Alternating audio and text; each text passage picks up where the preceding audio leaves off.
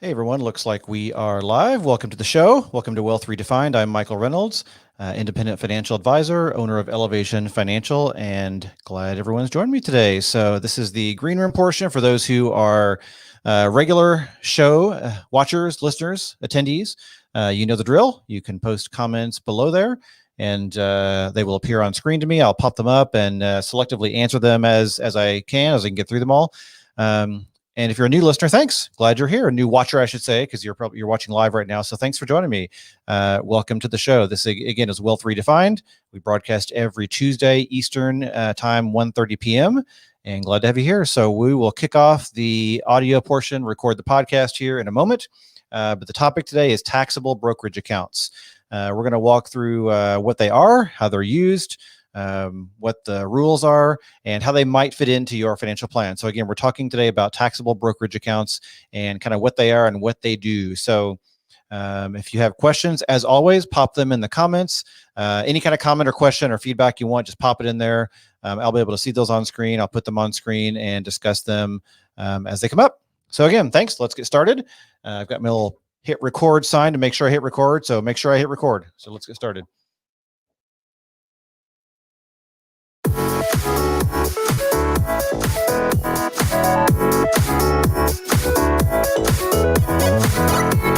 Hey everyone, welcome to Wealth Redefined. I'm your host, Michael Reynolds, independent financial advisor and owner of Elevation Financial. We're on the web at elevationfinancial.com.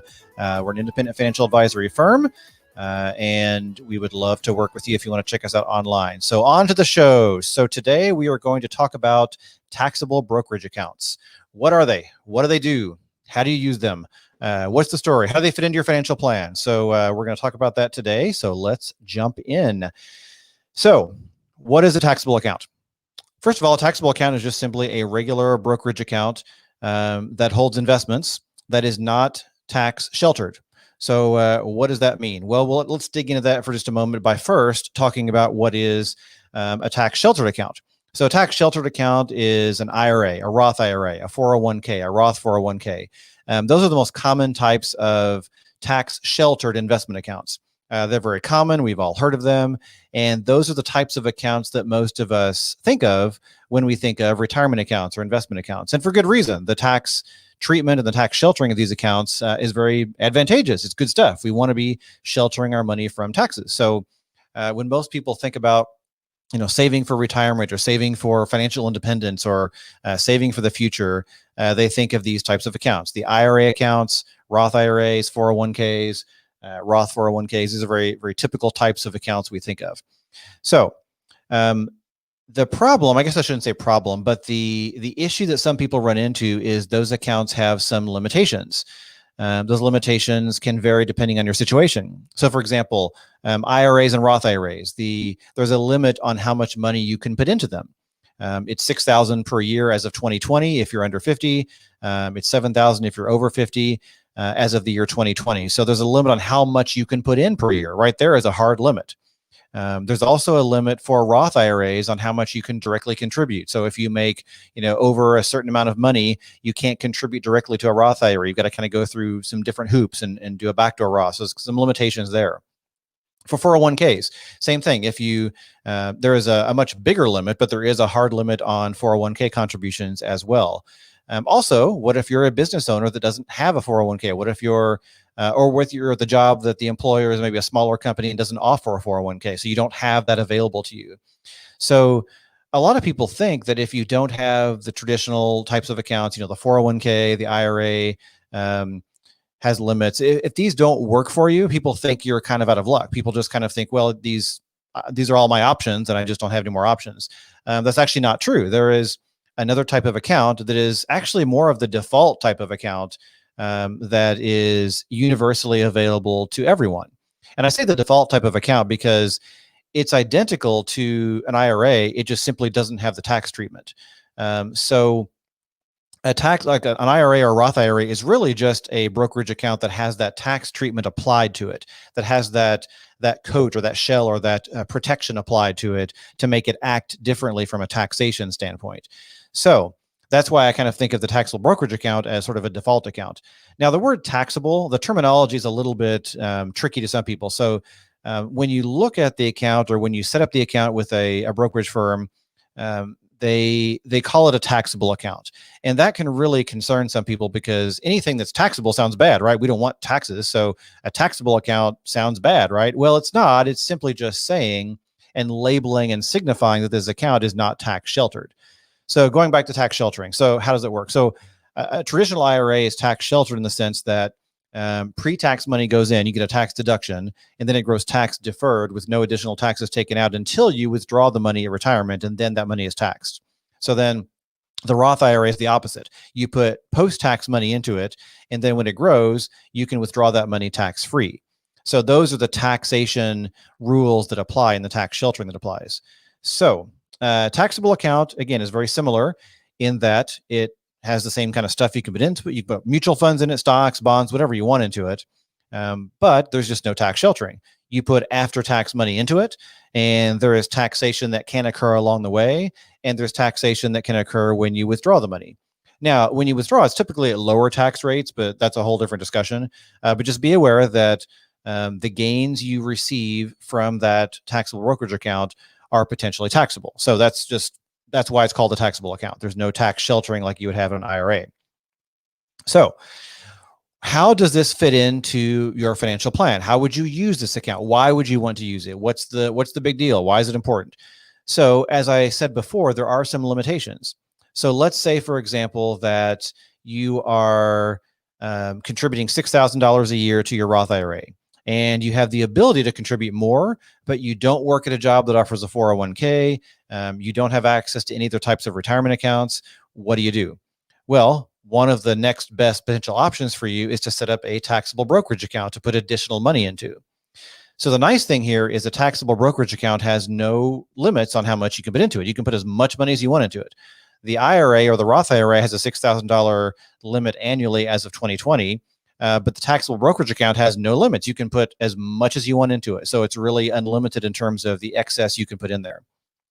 So the other nice thing about it is there is no withdrawal, no early penalty or no penalty for early withdrawal. So with an IRA or a Roth IRA, there are some exceptions, but in general, you have to wait to a certain age to withdraw money or else you will face penalties. In 2020, it's 59.5. So that's a limitation of an IRA and a Roth IRA. Once the money's in there, it's designed to be kept in there until a certain age. But let's say you want to retire early. Let's say you want to use that money earlier than that kind of typical retirement age figure. Well, a taxable brokerage account has no limitations. You can take the money out whenever you want. Again, there's potential that you'll be taxed on that money in a different way than you would with an IRA, but you have no penalty for early withdrawal. There is no such thing as early withdrawal because it's just there for your use whenever you want. Also, there's no income limitation. So again, with a Roth IRA, if you make over a certain amount annually in income, you can't contribute directly to a Roth IRA. And it also takes away some of the tax benefits to a traditional IRA as well. So once you bump up against certain income limits, then you really run into those issues. With a taxable brokerage account, you can make as much money as you want, and you can put as much money as you want into it. So there's no limits or no barriers to putting money directly into it. So what can go inside of it? Anything you want, really. Same thing as you could put inside a regular IRA. You can put stocks, bonds, mutual funds, stock funds, bond funds, gold funds, commodity funds, real estate, really whatever you want. So it has the same behavior internally as other types of retirement accounts. Typically, when I work with my clients, it's going to be mutual funds. That's the ideal scenario for most of my clients. Again, this is not specific advice, but generalized advice. So what do you put inside of it? Typically, it's going to be mutual funds, stocks, bonds, just like you would put inside your 401k or your IRA.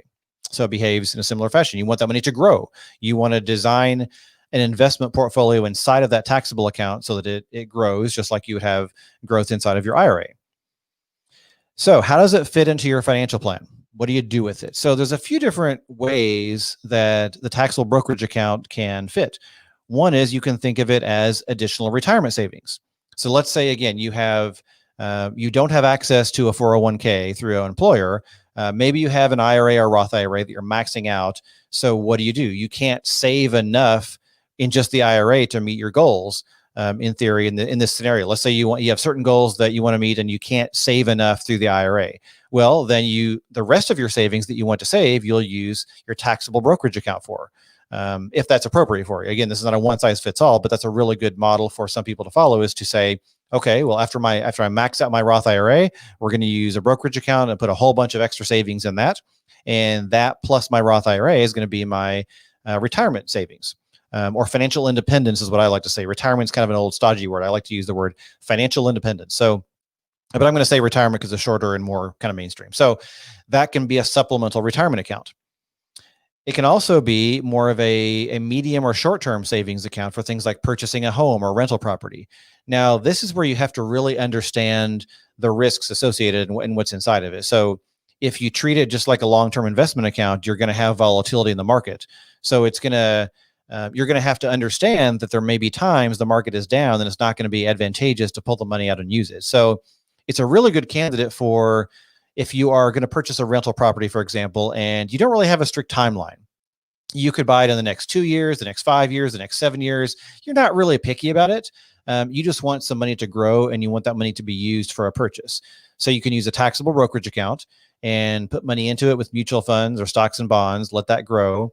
And when the market is up and you've made some money, you can pull the money out, use it to buy a rental property. If the market's down, you just let it sit and let the market come back and the growth to be back in the positive. And when that time comes, you use it for the purchase.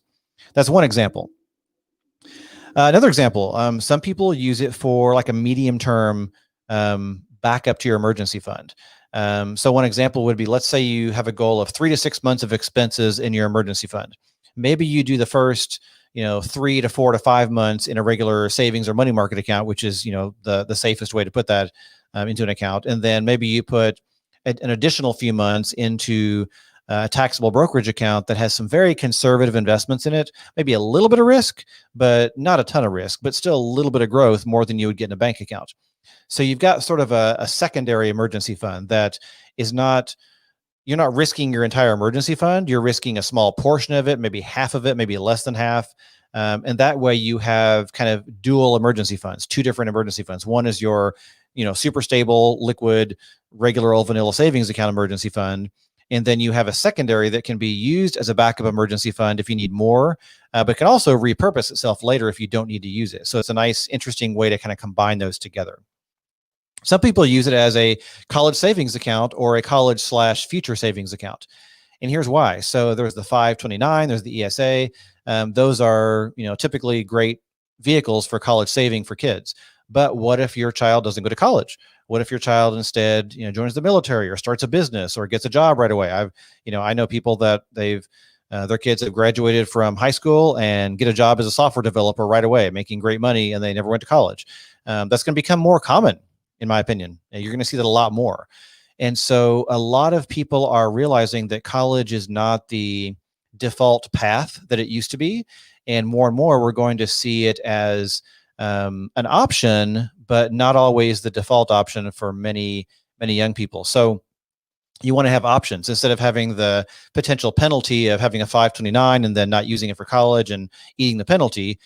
Some people want to say, let's use a taxable brokerage account, and we're going to use that as kind of a future funding account that could be for college, could be to help my child start a business, could be help my child, go on a mission trip. It could be helping them with expenses in other areas of their life as they start their careers. It could be a hybrid of things. So you have a lot more flexibility with that type of account as well, because remember, the taxable brokerage account has no limitations or rules on when you can withdraw money or what you can put into it or any other rules attached to it. It's really just an account you can dump money into in all situations in life, or withdraw money out of in situations as well. Just remember that you're taxed on that growth. And when you withdraw money, you are potentially taxed on that depending on the scenario.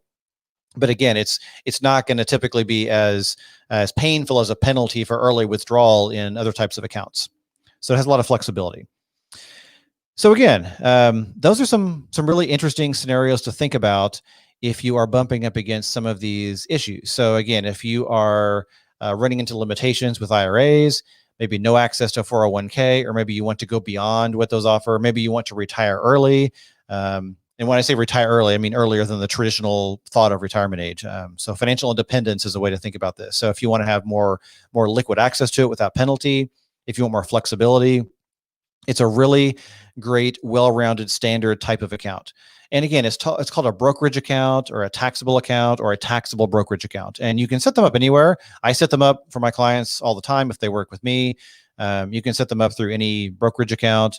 They're pretty universal. So that is how a taxable brokerage account can be used in your financial plan. Again, all of this depends on your situation, how your finances are structured, what your future goals are, a ton of individual stuff you have to think about. But that is kind of the inside scoop on, I should say inside scoop, the general scoop on how to use a taxable brokerage account. So as always, if you have questions, send me a note. Let me know if any of this wasn't clear or if you'd like more follow-up questions on this. Be happy to chat and tell you more. So with that, along with that, you can also find me on my website at elevationfinancial.com. As always, you can book a discovery call. Actually, I call it a money session, a complimentary money session by clicking that big button on the homepage of elevationfinancial.com. And a number of you have done that this week already. I've got some great meetings with some people that have some questions for me, and we're going to chat. We do it over Zoom via video conference. I work with people all over the country, wherever you are in the U.S. So again, elevationfinancial.com. So with that, thanks so much for joining me today. It's been great being with you today. Have a great day. We'll see you next time.